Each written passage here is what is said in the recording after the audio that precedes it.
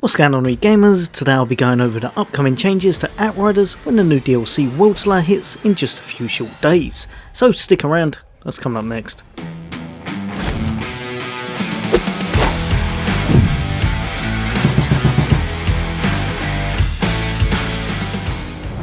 Welcome back everyone. Today I'm going to be going over what you can expect from the new Worldslayer DLC when it hits, so hopefully you can work out if it's worth your time and your money. So as always, if you enjoyed the video, a like would be greatly appreciated, and if you'd like to see more content from me, then why not hit that subscribe and bell icon. But for now, let's jump straight into what to expect from Outriders when Worldslayer is released. So first off, we're going to be covering the campaign. Expect around 6 to 12 hours give or take new campaign content as you take on Enoch's baddies, this time making your way towards a brand new antagonist, which hopefully I don't butcher their name, Ereshkigal.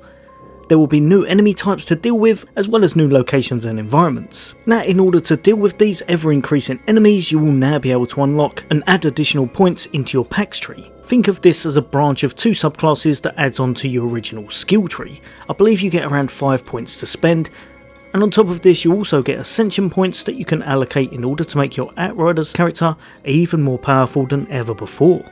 Now, alongside this, gone are the days of the challenge tiers, so it will now be replaced by Apocalypse tiers instead, which can progress all the way up to Apocalypse tier 40 with the Worldslayer DLC, netting you the most powerful weapons and gear in the game that can drop to a massive level 75.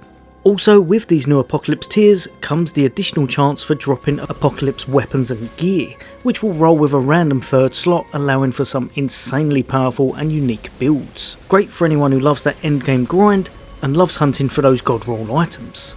Another great feature in my eyes is a much more improved endgame, with the trial of Tarya Gratar, a sort of makeshift dungeon in which you choose certain paths to take in order to progress and hunt for loot.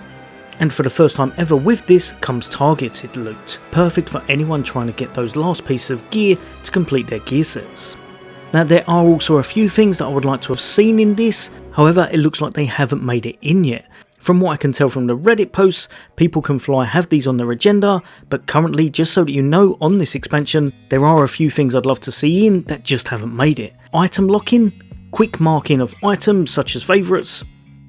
Another one would be stash space, which currently unfortunately is still set to 100, and one that I've wanted since the base game's release and I think it is sorely missing, and that's loadouts.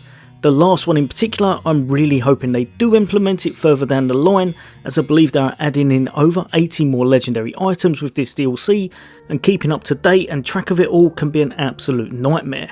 So fingers crossed they will be able to fix this eventually, as loadouts I think could be quite an essential thing for this game further down the line, with how many items we have in it now. Now, just so you know, the DLC is paid for content, so you will need to work out whether it's worth your money and time or if it's not. If you love Outriders and play it constantly, it more than likely will be something you'd want to be looking into, as it looks to be a big improvement for all of its additional content. If it's pre-ordered, it's also going to be released on the 28th, 2 days earlier than its official release, which is on the 30th. However, if you're unsure about the game and want to wait around for a little while, then even if you're not sure about buying Worldslayer, the base game itself will also update on the 30th, even if you haven't purchased the Worldslayer DLC, because like I said, they're going to be needing to implement balance changes and adjustments within the game itself, like the aforementioned Apocalypse tiers, and of course altering the balancing, and lots of mods and weapons, and of course armor sets. So if you're on the fence and you're unsure whether to part with your money, it may be in your best interest just to wait and see how the adjustments work out when it's updated on the 30th.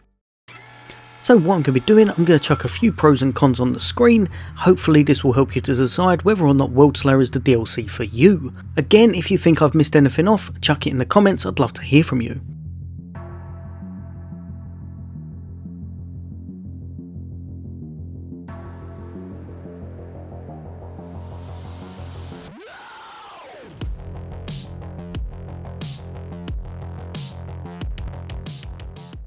Now, to me, obviously it's not quite released yet, but I think this is a massive step in the right direction, and it will add a lot of extra value and gameplay to Outriders, with both the endgame and new builds allowing for a lot of fun and versatility.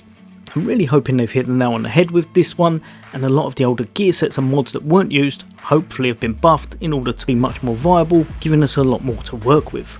Now of course only time will tell if it's a good DLC or not, or if there's any issues at launch, which quite a few games have suffered with recently. But for myself, I'm going to be jumping in straight away at the 28th with my Pyro, kitting them up and going through that campaign, then hopefully getting to that Tarya Gratar as fast as I can in order to see some of these new cool gear sets. So I'll be bringing you more content as I go.